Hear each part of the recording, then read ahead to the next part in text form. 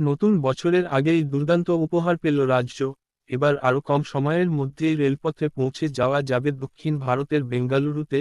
দেশের মধ্যে দ্বিতীয় অমৃত ভারত এক্সপ্রেস দেওয়া হয়েছে এ রাজ্যকে।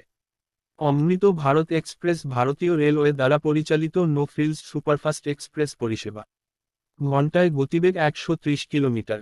সব মিলিয়ে 22টি কামরা, যার মধ্যে থাকছে 8টি সাধারণ কামরা, বাকি কোচগুলি স্লিপার। তবে আপাতত এই ট্রেনে কোনোরকম শীততাপ নিয়ন্ত্রিত কোচ থাকছে না। যাত্রী স্বাচ্ছন্দ্যের জন্য থাকছে আধুনিক নানা সুবিধা।